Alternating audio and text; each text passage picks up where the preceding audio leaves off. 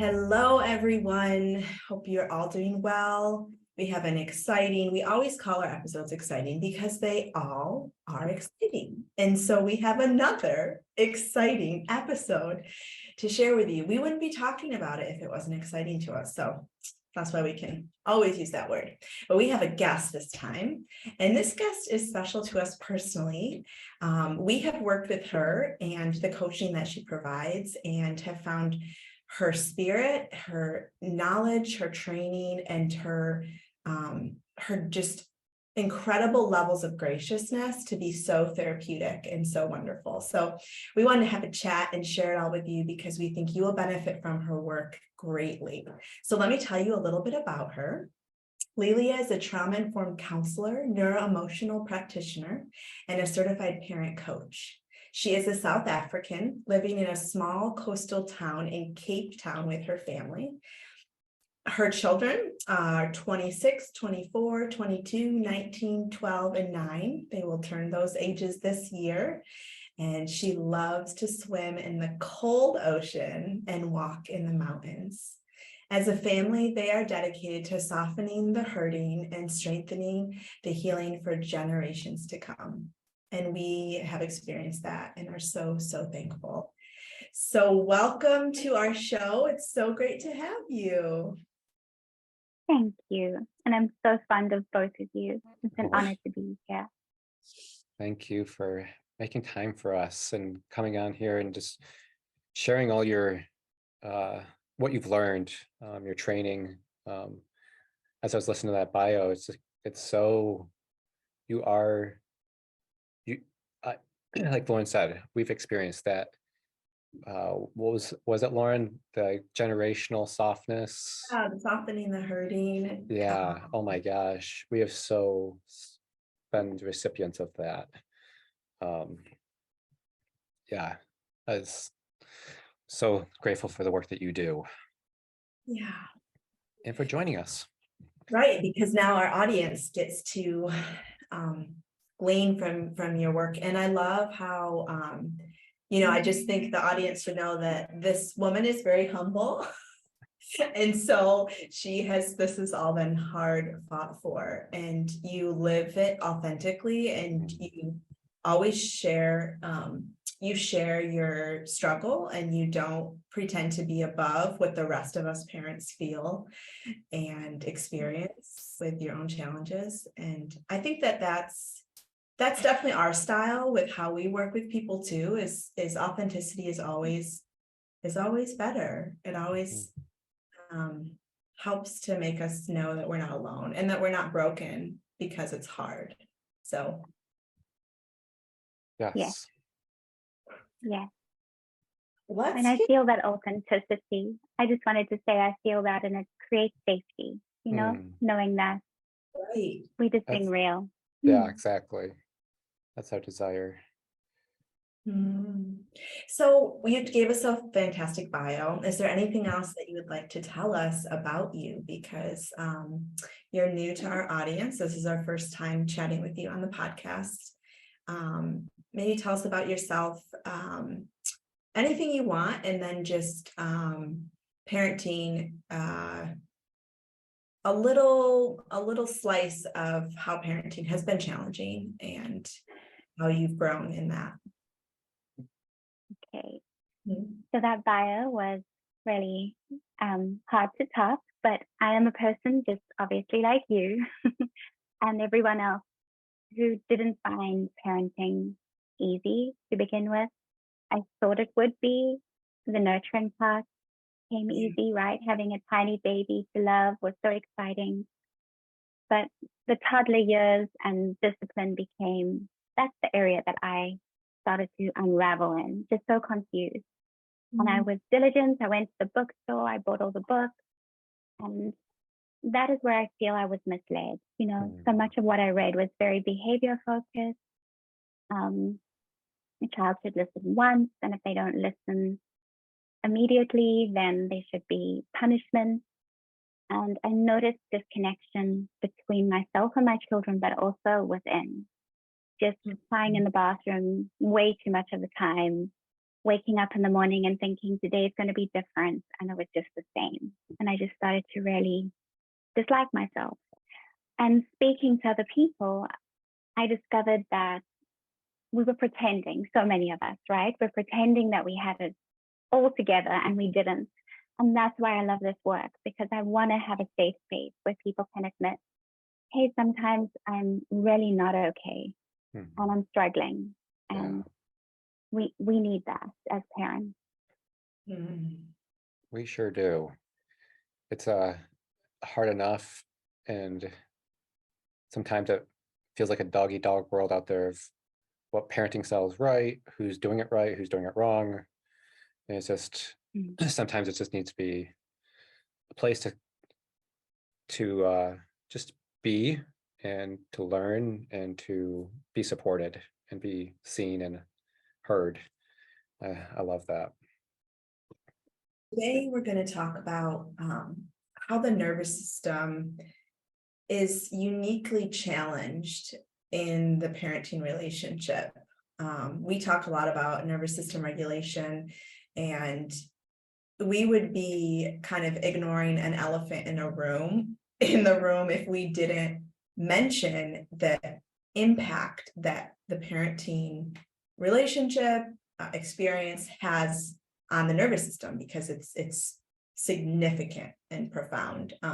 So how would you describe, when you're working with people and they're trying to learn more about the nervous system, how would you describe nervous system regulation and nervous system dysregulation?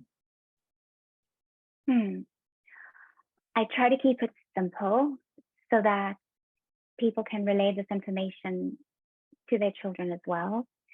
So I always give a nod to the polyvagal theory and all those other things in information, but we really just want to understand that dysregulation is like a disconnection within, right? We feel disconnected from ourselves. We feel either sort of frozen, or maybe we feel frantic, so those two extremes.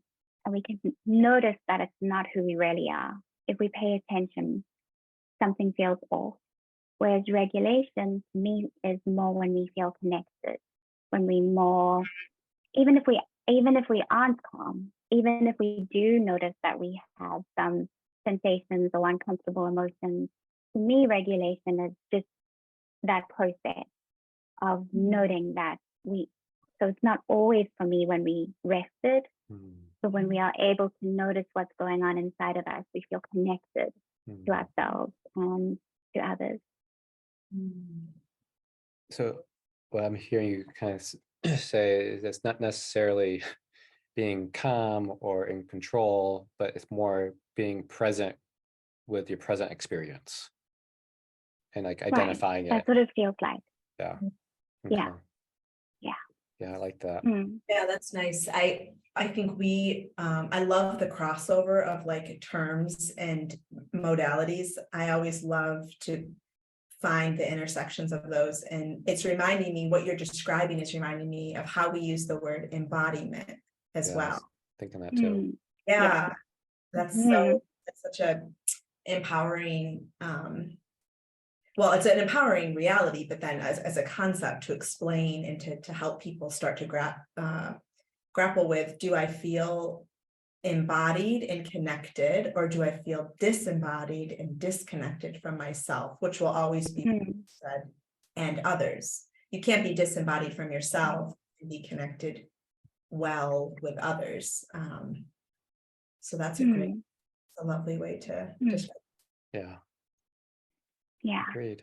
And I love that word.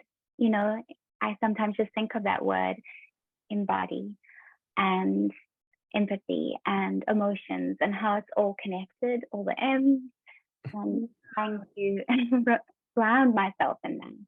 Wow.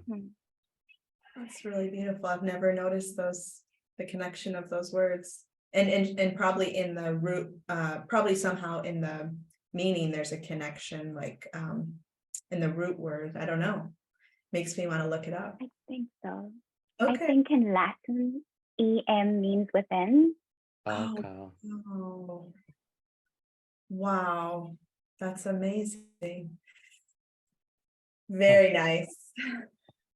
I like that. Okay, so what is it about parenting from your perspective in your work with parents? What is it about the nature of parenting that is so uniquely challenging, triggering, dysregulating, whatever we want to call it? Why? Yes. I think it's different for everyone, but some common areas are, well, hormones. So we want to look at what happens to our bodies physically, emotionally, and relationally. And there's some transference there for many of us. Like our body remembers what it felt like to be a child or what it felt like to be in relationship with parents. But it gets kind of confusing because now we're the parents. And so often I hear people say, oh, I've become my father, or I've become my mother, the thing I fear the most. And to me, I think that can be, well, just recognizing that we have familiar patterns, and maybe these aren't playing out in other areas of our lives. So we could be functioning really well in friendships and the workplace, but it's so common for transference to happen in the parent-child relationship or with our co-parents. From my perspective and the perspective of others that I've learned from, it's because our body remembers that dysregulation or that insecure attachment. So there's that, and then there's obviously also the wear and tear on a human when you don't get enough sleep, when your hormones are so different, when you don't see your partner as much, or when things feel unfair, when there's newness, right? It's brand new, especially with a firstborn. It's the first time you're experiencing it. And then with a secondborn, it's the first time you're experiencing having two. And so I think if we look at it from that practical point of view, no wonder it's so challenging. It's challenging for everyone, not because we're doing it wrong, but because it is a challenge. Yeah, totally. I think that's such a good message for new and old parents. Like, I think I kind of was the same way growing up. Like, I know, like, I'm going to be a good dad. It's just like, it's going to be easy, but that's that unrealistic, and then the lack of information of what parenting is. And so just that information of like, no, parenting is hard for everybody. It's not easy for some people and natural for other people. It's just like, parenting is hard. It that hardness may look different for different people or different depths of hardness, but it's a challenge for everybody. And I think that's would be very beneficial for a lot of people just walking into parenting, understanding like you're going to have challenges. There's going to be things that you struggle with that are triggering. That's just a reality. That doesn't make you a bad parent. I was just going to say, I think you're right. It's challenging for everyone, but if we didn't receive nurturing or we didn't have a consistently safe relationship with our parents, or, we only have to do it most of the time, but a lot of people didn't have it like at all. And so then when we're looking at trauma, it's no wonder that is surfaces again, maybe in things that would seem insignificant for others. It's really big for a person who has experienced, trauma in either abandonment or abuse. Yeah. Right. Yeah. And again, it would be nice to know that going into parenting, that if this is your childhood, just know it's going to be challenging for you. It's hard for you. Get some help, get some support. Don't do this on your own. But unfortunately, we find that a lot of people don't recognize that they have trauma in their story, and they start off parenting and they're kind of sold this cultural lie that parenting will complete you and that it will, all your dreams can come true and all your hopes and wishes for your child will happen. And yet you enter into the whole experience with a lot of unresolved trauma, not recognizing you have an insecure attachment, you know, you kind of go in blind. Like, Yeah. we kind of laugh now how funny it is. And I don't say this in a shaming way because I get it, but like all the research that goes into like the right car seat or the right preschool or the right paint color to make sure this and that, and how do you feed the baby food? And like, I'm not saying they don't have value, those things, but those things are so incredibly like minute on the scale of what it actually is to try and guide and love and attune well to another human being who is very, very under who's not an adult yet, who's very Exactly.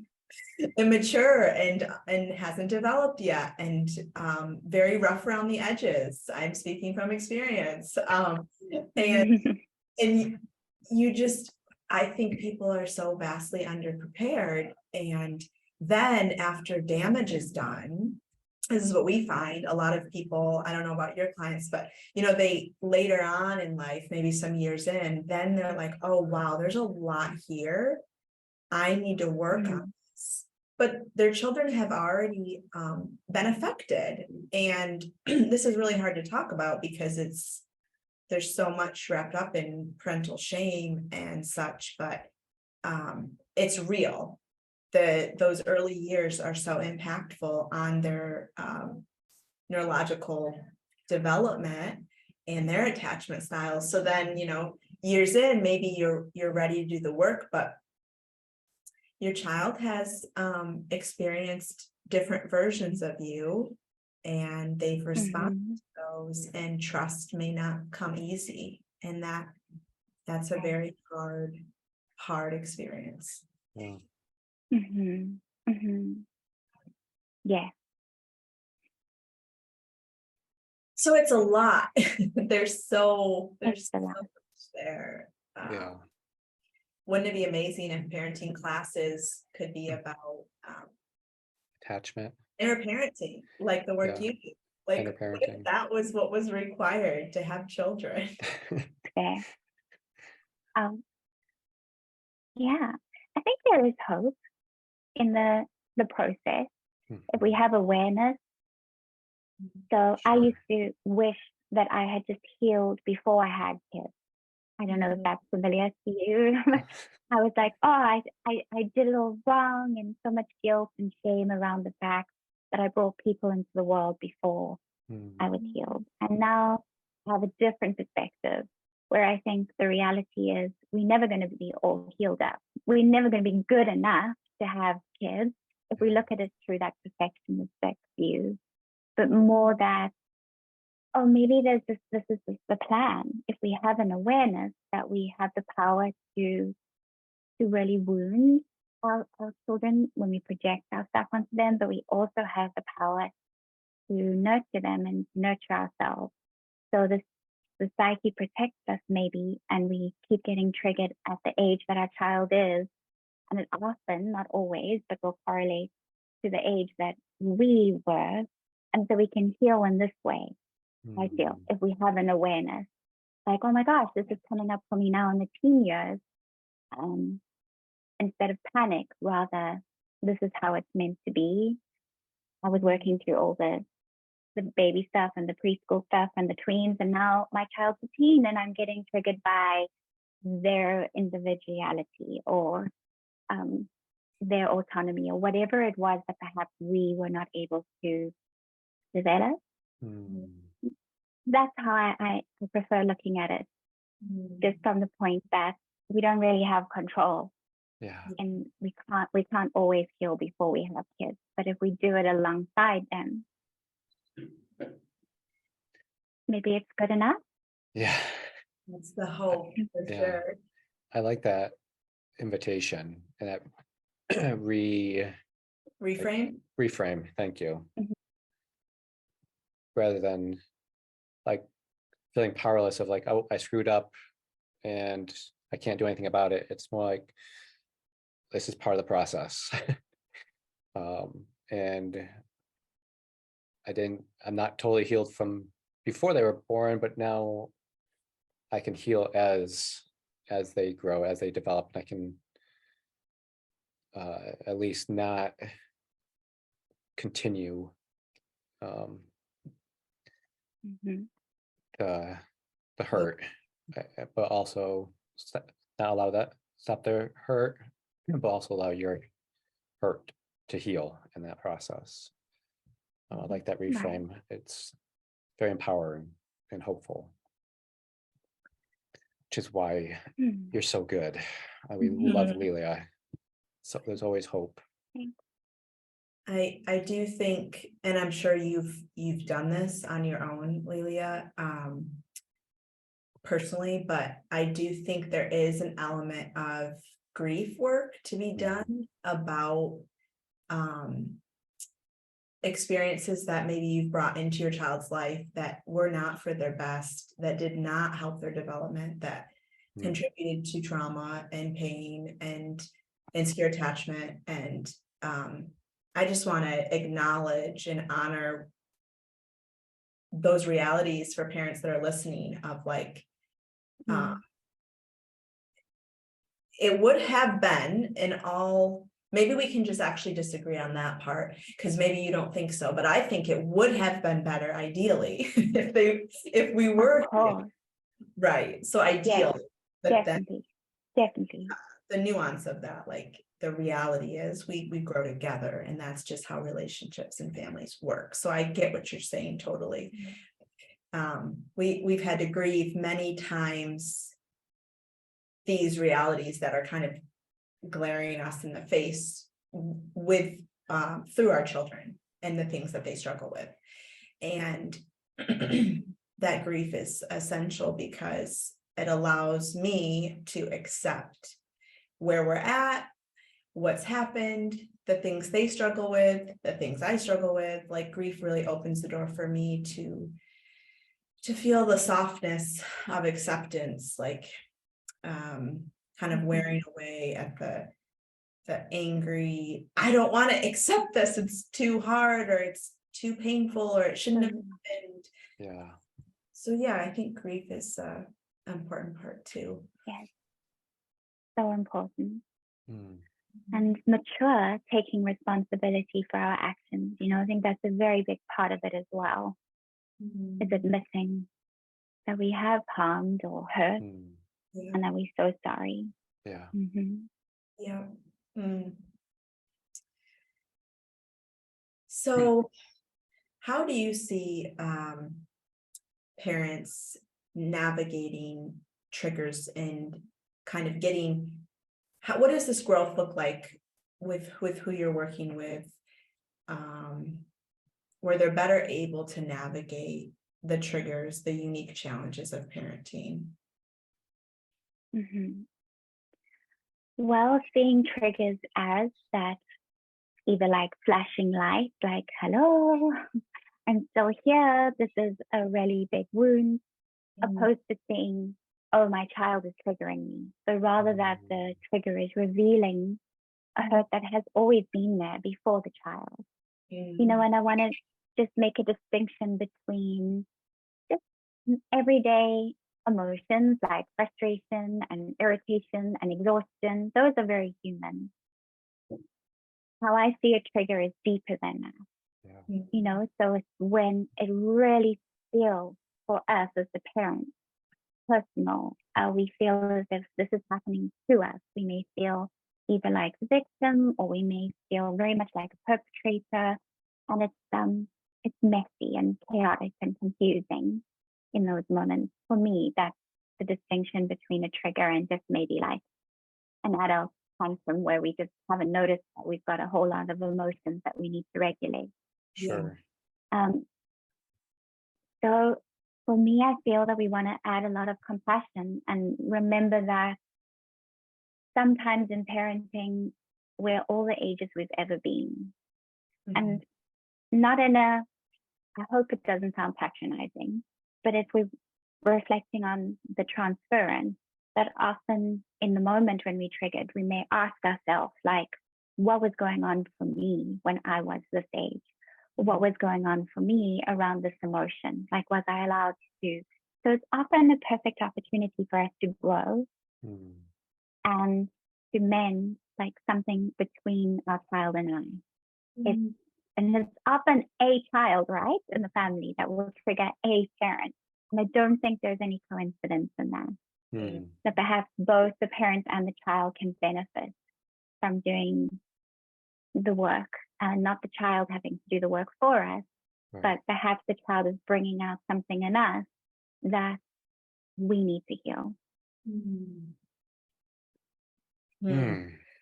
That's good. Is that a hard thing for parents to see? Like, do you find parents are resistant to that at first? Because it's so easy to just focus on the behavior. Well, no, it's the behavior. It's what they're doing, and not see, well, it's also how you're receiving what's happening and what that's stirring up in you. Sure. Very difficult, you know, and I think that's because it's human. When we feel dysregulated or we feel vulnerable or powerless, to blame, to avoid accountability. We see that with our kids. So we just want to remind ourselves that it is human. It's very instinctive. And we setting quite high standards for ourselves now as parents, which is beautiful. So we want to be honest about the fact that we're asking ourselves to be conscious like 24/7. And I don't think that's possible, especially for those of us that have experienced childhood trauma.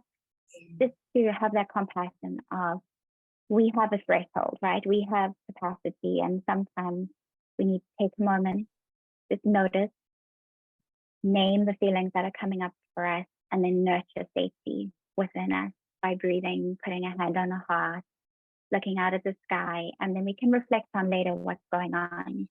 But for me, it's safe to say that if I'm triggered, it's usually about my emotions or my expectations or my past experiences. It's very rarely it's about what the child's doing. And sometimes what the child is doing is also just annoying. We want to admit that a lot of children's behavior is annoying. It's not their fault.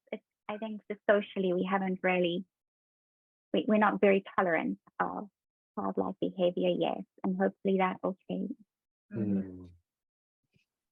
Yeah, I like what you said. It's not my kid isn't triggering me. It's like there's something here that is triggering me, and I like that, taking that blame off the child. So it's not like a wedge that can be driven between you and your kids. It's like, if my kid's triggering me, then like the kid is the problem, or kid is the danger, the kid is the threat. But if you're able to reframe it again of this behavior, there's something here that is triggering me. I think it leaves space for that relationship to stay intact and to move forward, and not that relationship not be turned against each other. But there's like curiosity. There's curiosity of what's going on there, rather than defensiveness, or like you said, like blaming. That's really good. Really like that as well. I'm just like here, just learning and listening. I'm kind of quiet over here, but I'm just like processing everything. It's always so good. I also don't feel very good this week. Yeah, you're still on. Sorry. It's okay.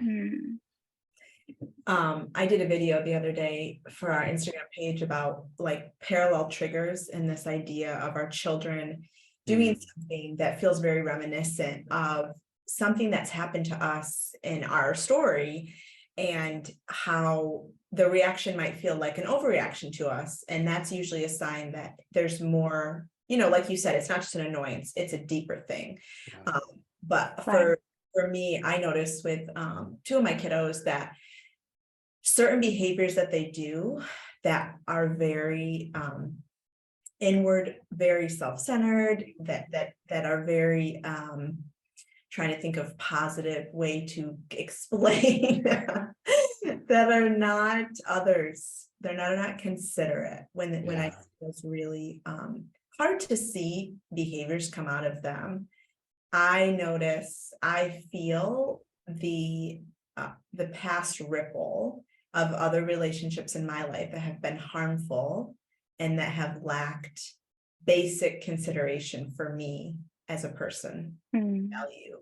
And so I've been noticing that, especially as they get older, because, there's different hard parts about all stages of parenting. And the challenge when they're older is the way they can hurt you can become sophisticated and intentional and really harmful. And that is very different than the toddler who won't take his nap, which is also incredibly difficult and incredibly challenging. Right. But it carries a different feel. All of the seasons do. And so I've noticed as the sophistication in the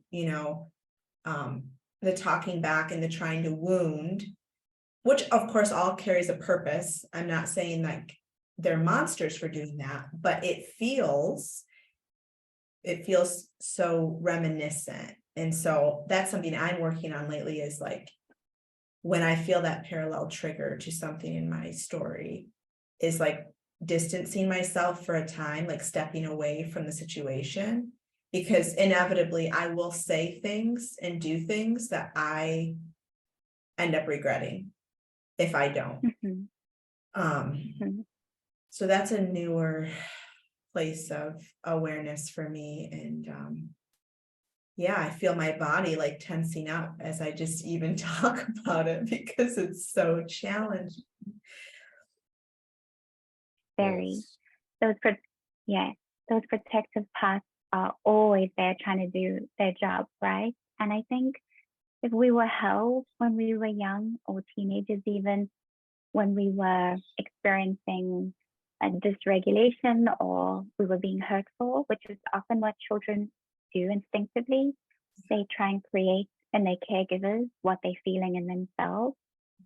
And if we had received a parent that could be kind of sturdy or rustled and be compassionate with us, but also at the same time really confident, then I'm wondering if we would get as stirred up when our children were being hurtful, opposed to if it reminds us of a parent being hurtful or a caregiver being hurtful. And I think that's why the trigger is so deep, right? Because it's not just, is that what I'm hearing you say? It's not just in this moment, Right. but it feels like all the other times that you were hurt in the same way. But so for me, it's helpful to remind myself, I was so young then when I was hurt by someone with those same words. It makes sense that I feel completely powerless. Like I can feel the energy just leave my body and just feel like I want to make myself smaller. And other times I can feel that rage, right? Of how dare you speak to me like that? And so just having that awareness that it is really not about this moment only, but about so many moments before have been helpful. Yeah.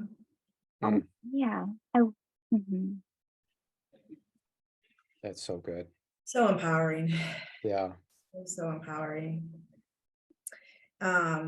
So this question is a challenge for children. I know you work with a lot of parents who have children that have special needs and unique dispositions, unique nervous systems.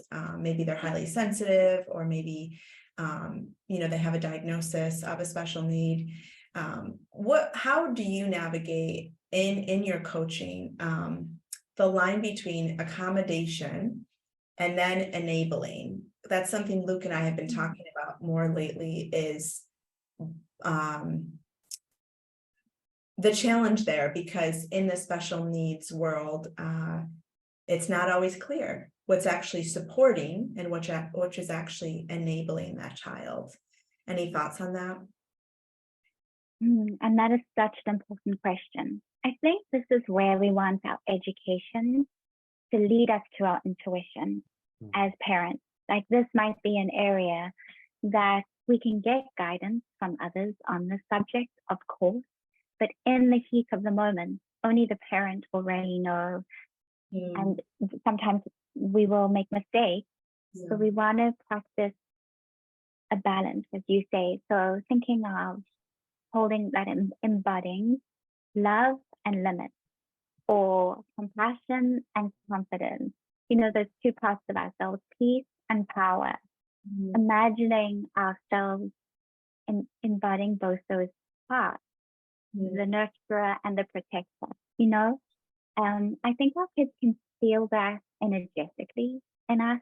So even if we don't know exactly what we're doing, if we can stay connected to ourselves in that moment and connected to the child in the moment, then we've probably got a better chance of knowing how to navigate. So it helps me to think of our values as well. So we want to allow all the feelings and take into consideration the child's dependency needs and their immaturity and their neurodiversity, if that's the case. And we want to allow time for that. Right? So we're doing the nurturing part, but nature's still going to do its role. And we often looking at 10-year-olds or 15-year-olds and expecting them to behave like 25-year-olds. So there's that. And then there's another part of, oh, this is really important to me. It's a family value. So even though they're feeling really disappointed, it's not okay for them to hit, or it's not okay for them to speak to us like that. So balancing those two things through communication is messy sometimes. And I think we put unrealistic expectations on ourselves as well to come up with the perfect words.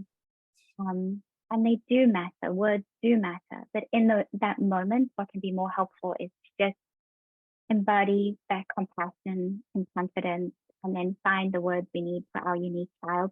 They know what they know. They know what our family values are.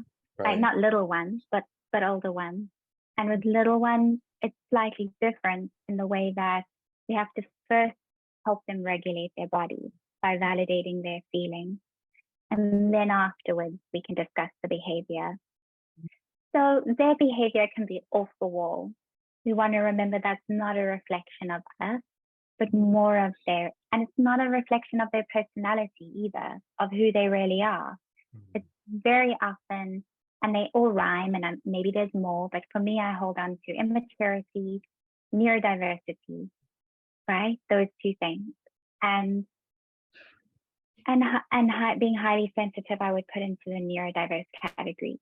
So we want to separate that. My child's essence, who they really are as a person, is separate from their maturity, and so their behavior is separate.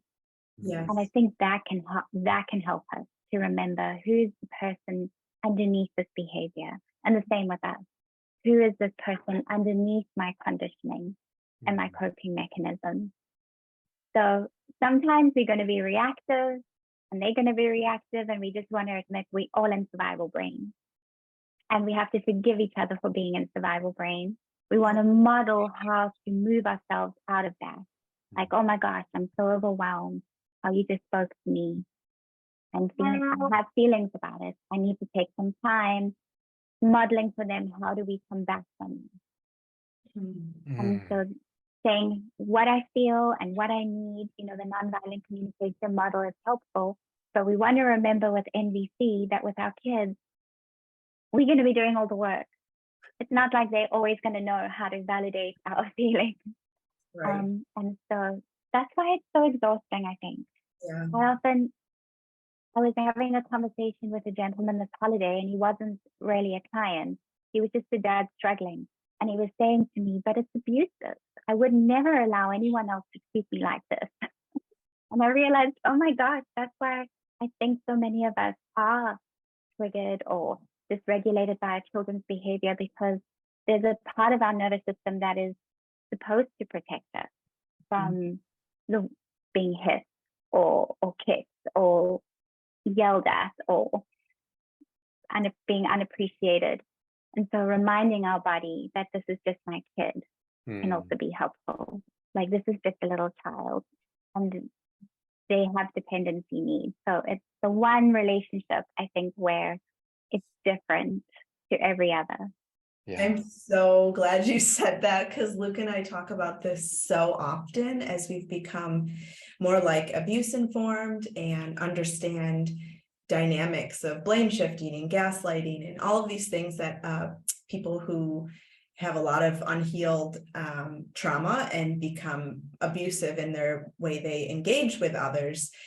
We're like, oh my goodness, children do these things, and it is very triggering in parents, because most parents have experienced some relationships that have been abusive, or if not fully abusive, very dysfunctional.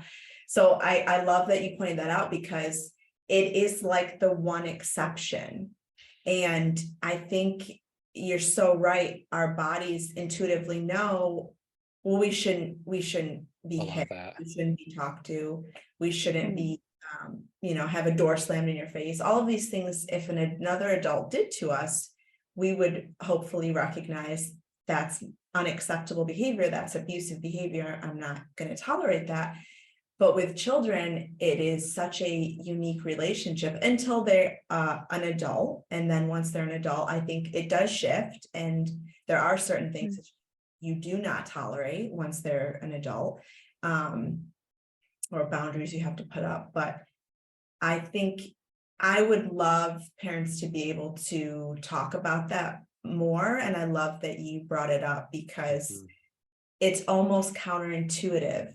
Sometimes it almost feels counterintuitive, and having compassion for that and honoring those parts of our bodies that want to protect us, like that's a good thing, and honoring that. And okay, so what does safety look like in this unique situation where I am parenting this very angry, dysregulated human who does things that are not okay sometimes? Like what can safety look like for me in this situation that is very unique?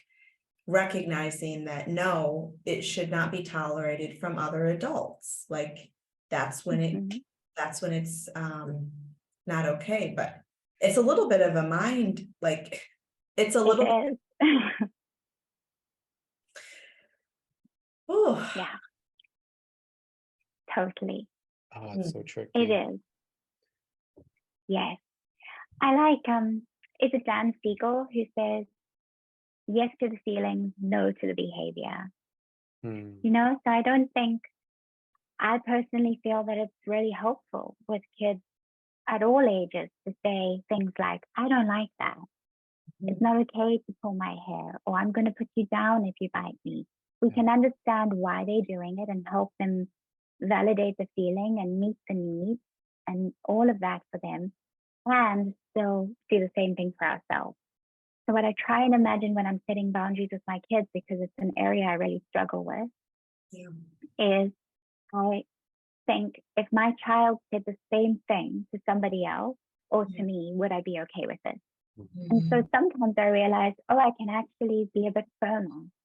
Yeah. If I'm imagining, right, my teen daughter sometimes, now I feel bad that I mentioned her. Anyway, when she says something to me that I feel is disrespectful, and I notice myself shrinking, I think if someone else said this to her, how would I want her to respond? And then I can respond with a lot more authority, respectfully, but don't talk to me like that. Find a different way of telling me how you feel. I like that too. Yeah, really empowering. And I think you kind of highlighted something that's really challenging for a lot of us, is this idea of I can be firm without being harsh. But so often we only have seen firmness modeled as harshness. And so that's what we do. But really firmness, I love the seeming paradoxes you mentioned, like power and what was the peace. And Karen Purvis, she used to say structure and nurture. Like they seem like they're opposites, but when you bring them together, they're beautifully complementary to one another. And I would love for myself to continue to grow in, I can be firm when I need to be firm, but I don't need to be harsh. And modeling, it was so empowering when we worked with you and you talked about modeling, that so much comes from what we do. And it's a little bit of pressure, but it's also really freeing, because it's like you don't have to, the burden doesn't lie on you to explain and teach away till you're blue in the face to these kids who don't want to listen anyways. You can Exactly. you can live it out, and that modeling, you empowered us that it will go so much farther than your lecture. And you might not see it until they're in their 20s, but it will. Yeah. It's worth it. It's It's worth really it. worth it to have that beautiful relationship with your adult children. Mm. That's what excites me, is having these conversations with like my 25-year-old, 23-year-old son, and realizing when I'm interacting with my 9-year-old son, I don't need to be as fearful as I was. Because I think that's the advantage of having, so reminding parents, if this is the first time you're raising a teen, right, it makes sense that you have fear around, oh my gosh, is my child going to be a good person? But once you've raised children and they're adults, you realize, oh, they were always a good person. They just needed more nurturing or more boundaries or whatever it was. And so I noticed that frees me up. But I wanted to mention, because we're talking about the nervous system, that it can be helpful for parents to notice when they are setting a boundary or when they are wanting to still keep that connection with their child, even though they're having conflict, right? We want to notice if maybe we do have a tendency to remove love. And I mention this because it comes up a lot with parents. And that can be because their parents removed affection, well, love, acceptance. Like, and they feel that, the child feels that. So that practice of noticing, even though I'm being really firm, maybe, does my child still know, by my eyes and my face and my body language, can they still feel that I do love them and I do believe in them? And I think that can help the parent and the child to recover quickly after conflict. Yeah. Yeah. I definitely see that. For sure. It's amazing how much is communicated on an energetic, nonverbal level, like so much. They know. That neuroception is strong. Yeah. I definitely see that. So we're going to wrap up, but I would love to hear, maybe just some encouragement to parents on why this matters. Like, it is the job that you never like clock out of. It feels so hard sometimes to keep going and to keep prioritizing it. So can you just remind us all of why this work really is beautiful and really does matter? I think it's going to be unique for everyone, but for myself, it matters because it's so healing to get to a place where you feel safe, perhaps in areas that you didn't feel safe before. So we're returning to our natural self. We're all wired for connection, as they say, until trust is repeatedly broken, and then we wire for protection. But when we have children, we have an opportunity to rewire again for connection. So for me, that's happened with my son. I used to feel incredibly uncomfortable with men, either fawn or freeze. And now I've realized when I'm talking to other men, oh, I feel the safety has returned. Like I see another human being on the other side, because I've learned that my boy's anger, it first scared me and I was too harsh. And then as we grow, we heal. So it will be unique for everyone, but I'm mentioning an area where I have healed. And so it matters from a selfish point of view, but it also matters for a relational point of view. And then the ripple effect, I feel, in the whole world. We're creating environments where there's more safety for people to develop emotionally and relationally. Like children don't need to be punished for being immature. It's so ridiculous if we think of it. They can't be any other way. Yeah. I'm picturing like the ripples of safety just flowing around the whole world, because you're right, to be able to increase safety just has benefits that go on and on and on, relationally, socially, for the culture, for families, individual, like there's so much benefit to this work. And I love that you've seen the transformation in yourself personally. And I love that you said it's selfish too. Like it's not just for the children, although I find that's a pretty strong motivator, because most of us want the absolute best for our kids. We want them to thrive and to know they're loved and safe and connected. But it also transforms us to be better humans, and all that brings into this world. Yes. Yes, definitely. Wow. So are we ready to go home and parent, Lauren? Is that a good Friday afternoon pep talk? For the weekend? I think that's, I'm ready for the weekend. Yeah. We have a birthday party for 2 children this weekend, 2 of our kids. So there will be lots of opportunities to respond with structure and nurture to all the dysregulation. Completely.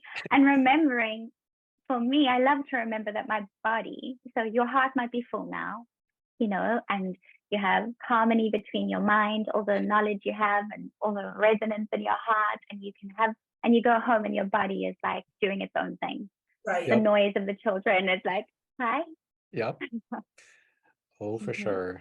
And there's the nervous system, how it plays in so much to this. Yeah.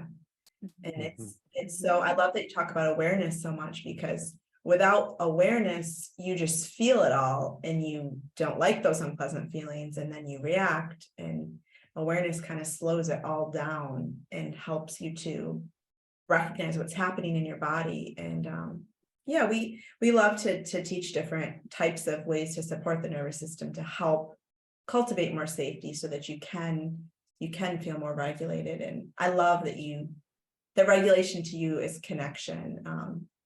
I've heard polyvagal folks talk about that a lot too, but I just love that how much you boiled it down to just are you connected inside and outside, or are you disconnected? Like that's the most perfect, simple, easy. I think we should share that with the kids, with our kids, because I love the simplicity of it. It's so powerful. Agreed. Just remember, when you share it with your kids, it will come back at you. I was told just this morning, because I was worried about the Wi-Fi, and I was telling my son, you guys need to keep it down when I'm doing this and everything. And he was like, Mom, your tone just, it puts me in freeze. So they will use it. Yeah. That's awesome. This is your 9-year-old who said that? Yes, he loves using the nervous system to describe. I suppose it's a boundary. You please talk to me with more calm, Mom. Oh my gosh, they're too smart. Oh, he's got the language to express and to get his needs met. Right. Wow, that's impressive. Wow. It's been lovely to chat with you. Thank you so much for offering this to our audience. This will be a cherished episode, I am sure. And thank you to all of you listeners. We're so thankful that you tune in. each week, every other week, whenever we post an episode, which is usually every other week. Just thank you for your support. And we hope that this is benefit to you and your emotional and mental health.